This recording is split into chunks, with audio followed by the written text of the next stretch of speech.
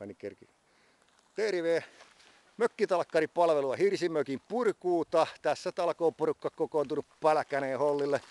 Otetaan tässä muutama pölli on tuotu, yksi kuorma on jo lähtenyt ja olemme käytettävissä, mikäli tarvitsette hirsimökkiin tai muuhun mökkihommaa apuja, purkuhommiin, alustan ympäristön raivaushommiin, etc.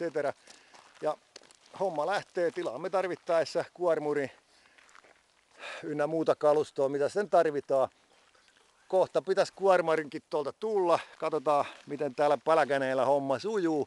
Tuossa on muutama houkutteleva haapakin odottamassa kaatoa, mutta antaa kasvaa. Kyllä niistä jotain muutakin voi tehdä kuin tulitikkuja. Tosi Suomessahan ei ole enää tulitikkutehdasta ollut 20 vuoteen, kun sekin myytiin Viroon ja vietiin sekin niin osasina, ettei vahingossakaan enää Suomessa tehdä tulitikkuja. Mutta katsellaan. Tässä on tää mökki purkaantumassa pikkuhiljaa ja yhteystiedot videolla ja blogeissa, Mökkitalkkaripalvelu Tampereella tai Kantapalvelu Tampere. Autamme parhaamme mukaan ja toki käteismaksulla, kuten tiedätte, se on kaikkein paras luottamuksen osoitus. Aina 2 tuntia etukäteen ja erilaisissa muissakin purkuhommissa, eli leka heiluu ja tarvittava määrä äijää tulee tarvittaessa paikalle. Katsellaan.